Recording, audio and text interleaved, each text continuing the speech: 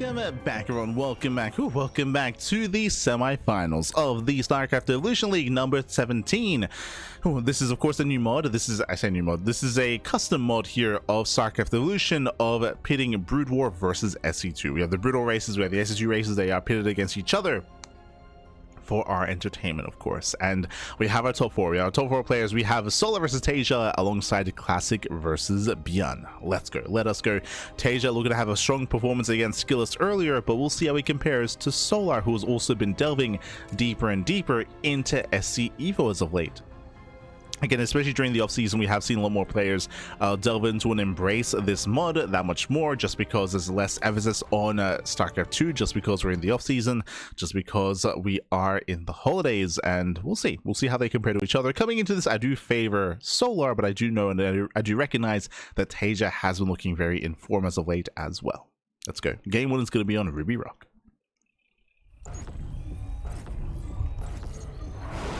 Jumping to game 1. Fala galera, baby, fala galera. Bom dia, Kappa.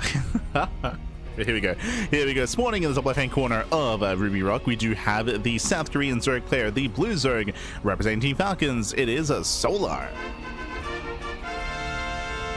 And spawning in the bottom right-hand corner, we have the South Korean Terran player, the Brood War Terran. It is Taeja. Here we go, and bearing in mind this is a best of five semifinals match. We're loading into the first game here. Ruby Rock is one of the more standard SC2 ladder maps, a shorter rush distance by ground, and Taeja opens up with a very unique position for the racks. Let's go. We drive our racks a little bit further out, bearing in mind that the rush distance by ground on this map is very short to begin with, and we're going to be opening up at 2 racks Marine rush here by Taeja, and we'll see if he does send his SCVs for bunkers alongside this. We'll see how committed Taeja plans on being. So Taeja's being hyper aggressive. We do see Solar moving out with the Overlord, and Solar, he should be able to confirm the opener. I'm curious to see if Solar will see both Raxes. He'll see one, but will he see the other? Based on the rally, it's a little bit hard to tell.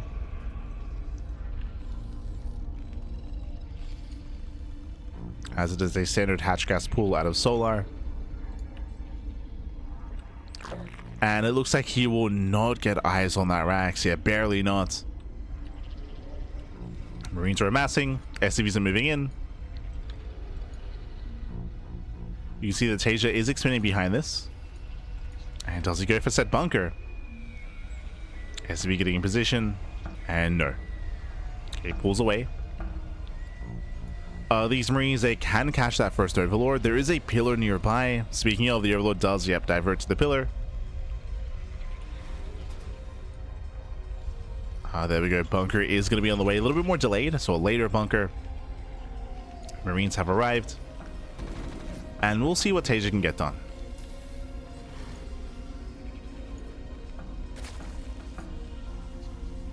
As Taeja, he fails to catch any of the Overlords. Both Overlords get away. This Rax will eventually lift, so Taeja can kill one of the Overlords. And speaking of, actually, this is the other Rax. Okay. Lifts the other. Snipes at least one Overlord. And this bunker will be cancelled. Yeah, there's a cancellation. First Overlord goes down. We have the Academy on the way, working towards Stim. So on the one hand, yes, Taeja hasn't dealt any critical damage yet, but he has heavily supplied blocks. Solar is going for another bunker outside of the third base, and he is going for his earlier Stim timing. So here we go. Stim is on the way.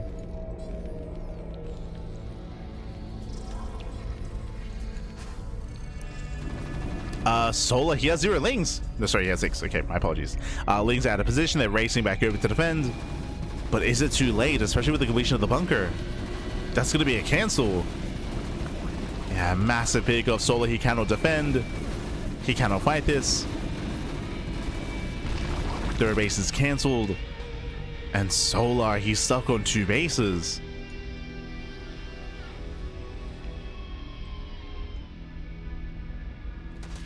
Yeah, I think speed does kick in. Solar trying to chase him down. Marines, they get some extra hits in, and I believe the Marines, they will be cleaned up. They are cleaned up. Back it in, we have the fire bat to defend. Let's go. We have the fire bat, papi.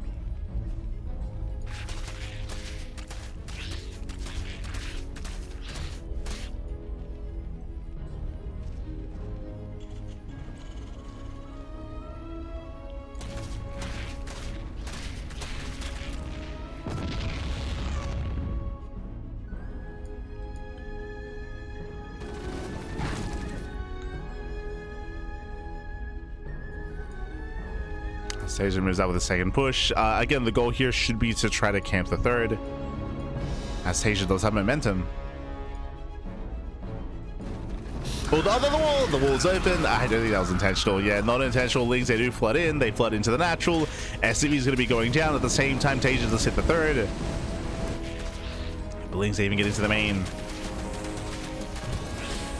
And they head towards the main base. They do pick up a couple of extra SCVs. Lings, they do engage, Queens as well, and Solar he holds. Solar defends, Solar attacks, and Solar is recovering. Solar had a very rough start, by the way, losing his third base. But this move out was not worth of a Taeja, as he lost his army and his economy. And now he fully walls off. Again, he doesn't realize. He didn't realize there was an opening here. So now we finally have a full wall.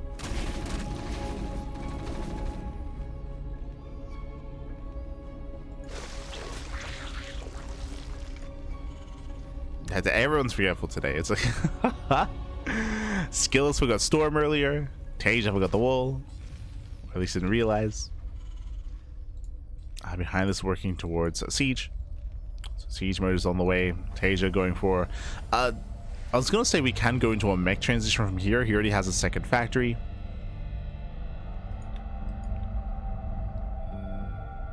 See eggnog. Oh no. Ah no. Fun fact, I've never actually had eggnog before. Like, I guess it's because here Christmas is in summer, so like no shot you'd necessarily get like beverages like that. It's not really a thing here in Australia. I don't know what I'm missing out on.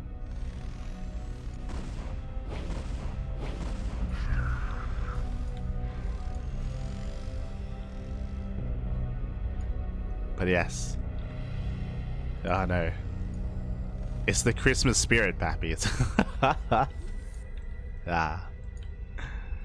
and Solar behind this is going into Ling Main Hydra. So a standard unit composition here, just Ling Main Hydra out of Solar. Taeja, Spider-Mines is still not yet done. 10 more seconds.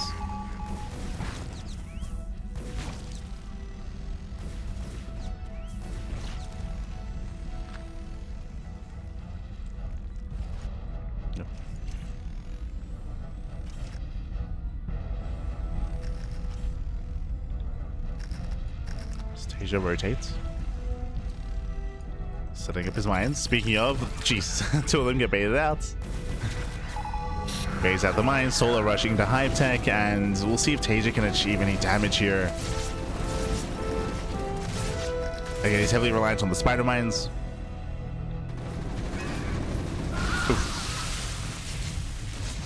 Banelings, they catch a medic.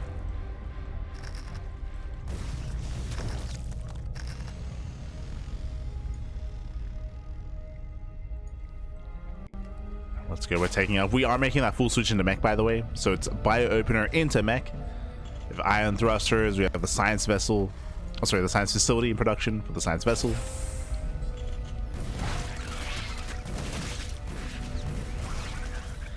Lings, they confirm the mass vulture.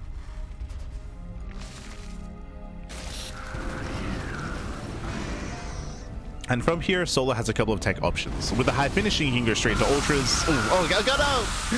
He has no splits. Bio army goes down. Solar, he's gaining map control. So for me, we're going to ultras, or we can take into lurkers.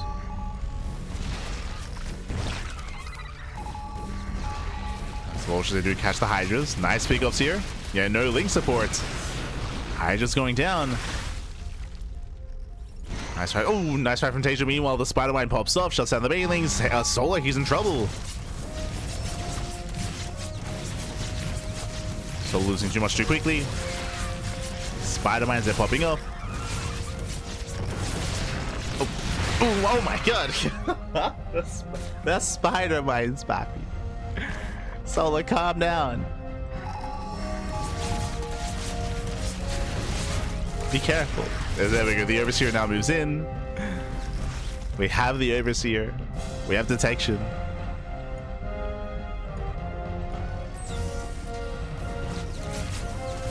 He's just trying to force the issue. I was curious what was going to be done with the Hive, but so far we have a Spire on the way. No Hive tech yet. As Hydras are exposed, they trade decently against the Vultures. That's a lot of Hydras going down. As there go Lings, they flood in, they get on top of the tanks. This time there's no Spider Mines. And the tank count will be reset. Go much better engaged for Solar. Cleans up the army. Moves out for the counterattack. Back at home, there's one tank left. Taeja, he lost too much. And where are the spider mines? There are none. Oof. Apparently they smash in. The Lings are trickling on in as well, getting on top of the tanks. And barely once again the tank gun is reset. Losing every tank. Solar, he's so close to breaking Taeja. He's so close. Casito.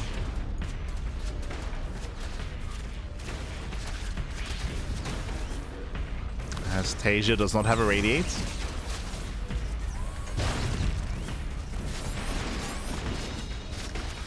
There we go. Base out all the spider mines. Now Solar can rally.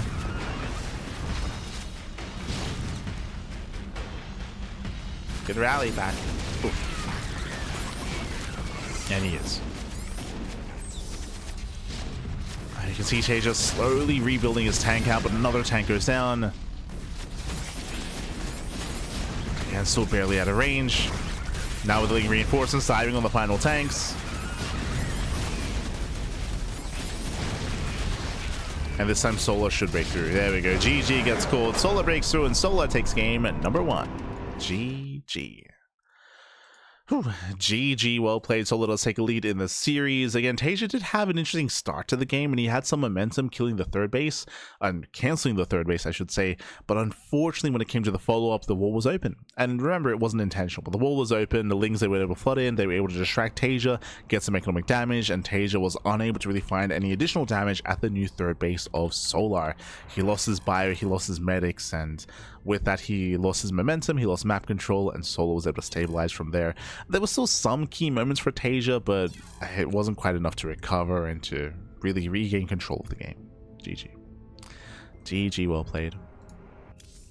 With that, Solar takes the lead, and we'll see if he can extend that lead or if Taeja can fight back as we load into Vermeer. Let's go. We're loading into a 4-player spawn map, and it is Taeja's race of choice.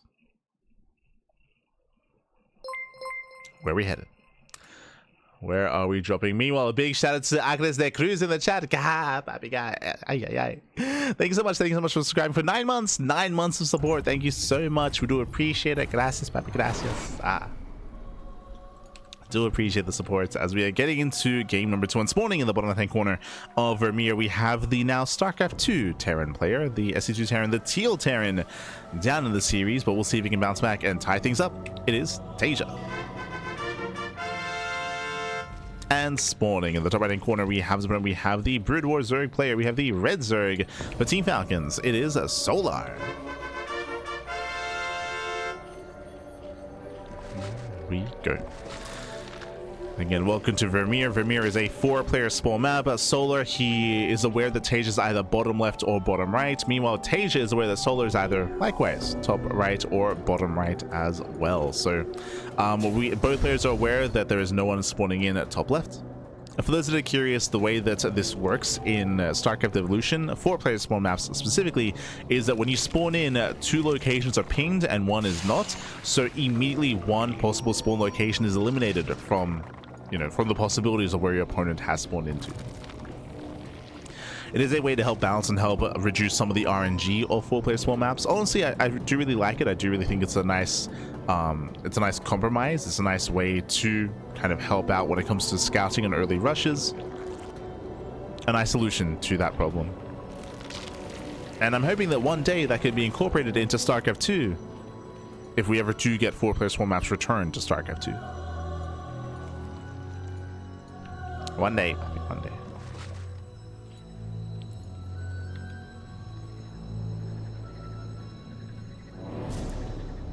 Wings of Liberty Protoss music. Ah, let's go.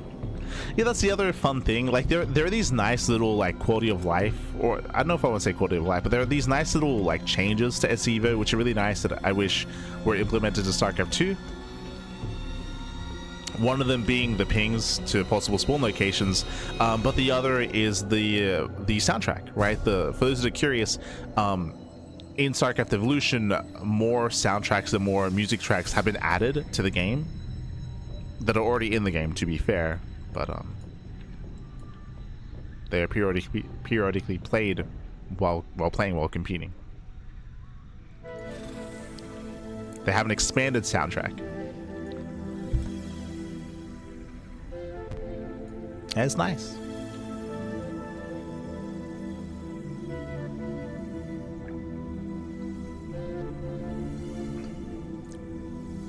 Both players get the same non-option location, or can it be random?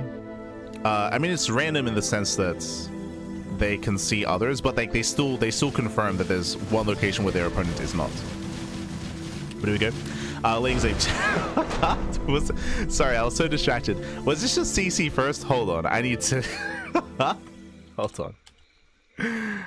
hold on. I was like, oh yeah, we're just getting into our game. Gas first. So my apologies. It was gas pool into hatchery, so earlier pool timing. This wasn't CC first. Wait, what?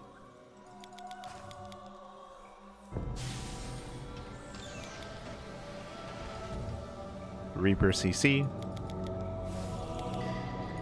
So again, early Lings, early aggression. Reaper moves out. Reaper scouts. Cross map. Overlord spots the Reaper. Solar, he avoid. Yeah, that's good. Sorry, there's so much going on here, and I was just talking about the map itself. But Solar, he spots the Reaper with the Overlord. He avoids the Reaper with the Lings, so cheeky move there by Solar. Taeja then confirms the hatchery is late, so now he knows that it was an early pool timing. And back at home, Marine into add-on into third CC. Oh god, the hyper greed. GG. So hyper greed out of Taeja. Typically there'd be a factory on the way, so you can have Hellion support and Hellions in production, but it was CC plus an add-on, so only one Marine to defend. Lings arrive. GG. Yeah. God damn it. GG. So fast game here. Again, do apologize. I just assumed that we would be getting into something a little bit longer. I'll try to pay more attention to the builds and to the openers of the next game. So I do apologize. But GG, Solar, he does take a 2-0 lead. And again, really smart of Solar to avoid the Reaper Scout with his Lings, thanks to the Overlord, of course. But again, it was a bit of a gamble there from Solar to commit into hyper aggression. Unfortunately, Taeja was being hyper greedy on Vermeer. Didn't get away with it. So now getting into game number 2. I will lock in, Pappy. We'll lock in. Oh, sorry, game 3. As game 3 is going to be on Celestial Enclave. We do see that Solar, he's one game away from claiming the series, one game away from advancing on to the grand finals. Let's go.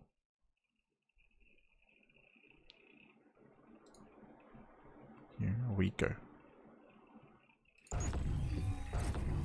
Solar sitting in his chair like question mark.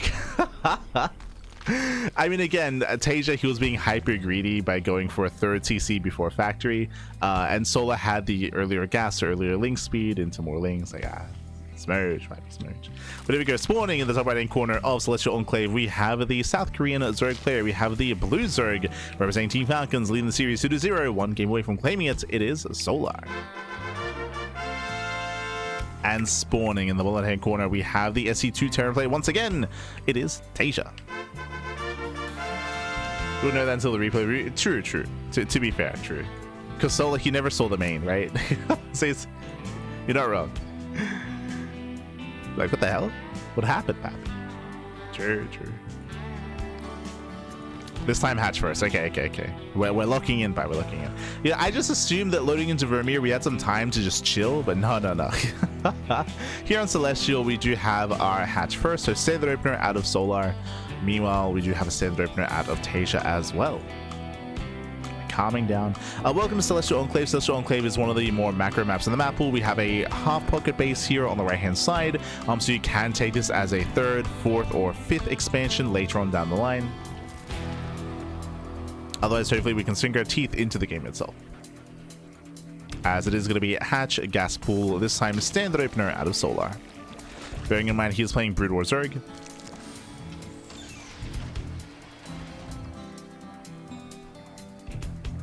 Meanwhile, Taeja going Marine first. Okay. Does go Marine first, which means he will... I mean, this makes sense on this map. What I mean by that is that your access points to get into the bases, to get into the main, are quite limited. So Reaper Harass is less effective here on Celestial Enclave. You have to go through the natural to get into the main. And Solo does go for a 3rd hatchery incredibly quickly, actually. Okay. And the SCV will scout, will confirm. So Hyper Greed out of Solar. I mean, I say Hyper Greed. It was hatch gas pool into a 3rd base before the pool was even done. Now, what I was going to say is that this means that this delays your queen production, but it's Brood War Zerg. There are no queens anyway, so I guess this is more standard. So it does rush into his 3rd, saturating his bases.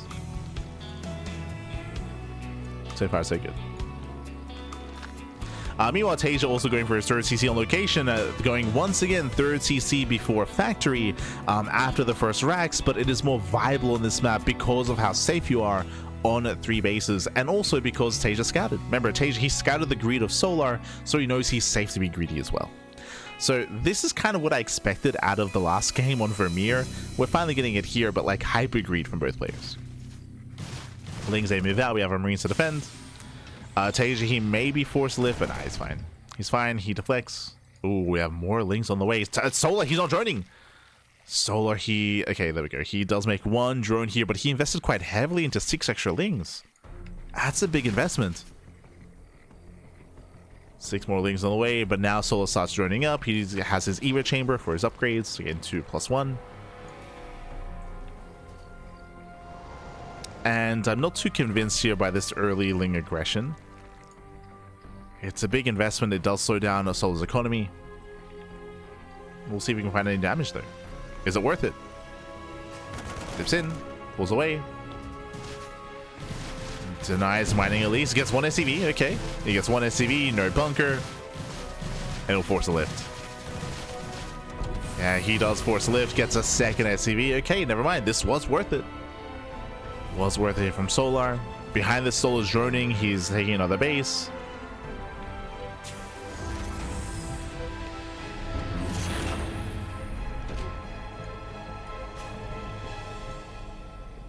Again, he was able to feign aggression. Behind this, going into Ling Hydra. Gases are being taken. +1 carry base on the way. So looking good. Looking good. Unfortunately, despite Taeja delaying, and I mean, I say delaying, there's no factory. Like, there's 0 factory-based units here. Despite doing so, he didn't play safe and wall up and get a bunker. Again, because of his faster 3rd CC. That's where his money was being spent. So he was unable to defend. So Taeja's greed was punished. And he's building up into an earlier stim timing. And he can go for a Beyond move out. What is a Beyond move out? It's moving out without any medevacs, right? Like, we have a mass amount of Marines, +1, a stim. This is going to be a very strong upgrade timing. But has Solar gotten away with too much? Solar, he's got a massive worker lead on 4 bases. Hydra upgrades are amassing. Well, Hydras themselves are amassing. Solar opening up the map. We have 2 more axes on the way before the starport. A 5-rack setup. Finally, the starport's on the way. There's a scan. Gets eyes. Oh. Gets eyes on the would-be lair. I didn't realize that the Hydra upgrades were hatch tech, I'll be honest. I just assumed there was a lair, but no, very, very late lair here. Building up his Ling Hydra. And it looks like Taeja is waiting for the medevacs. Oh. Waiting for the Metamax. Oh, never mind. Stim is done. Okay. Yeah, he's pulling back. He pulls back. So he has time to build up.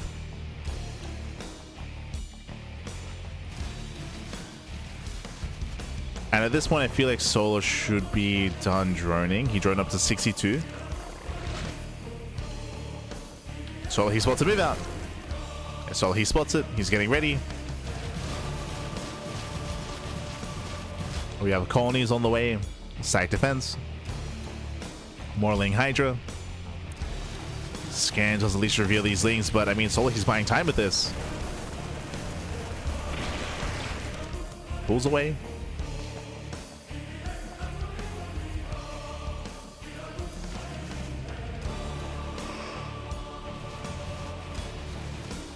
Ooh, and if Sola can get into Lurker Tech, I mean, Taeja, this timing that he's wanting to hit here, he's missing it.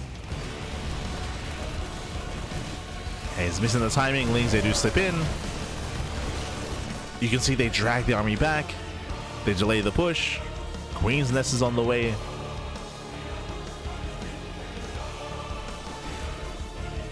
And will Sola have enough time to get into Lurkers? As finally, here comes a push. Taeja moves out. As he moves out, Lings, they move in. Back at home, there are reinforcements. That's a lot of Hydras. Jesus. That's 33 Hydras, Pat. Ooh, Hydras, they focus on the Metavax. There's no supports. And Hydras, they just start to step in. They start to step in. They clean up all the Marines. Lurker Tech is almost done. The mass Hydra. I love that there's a singular drone in the mix. There we go. He stood out so much because of the hat.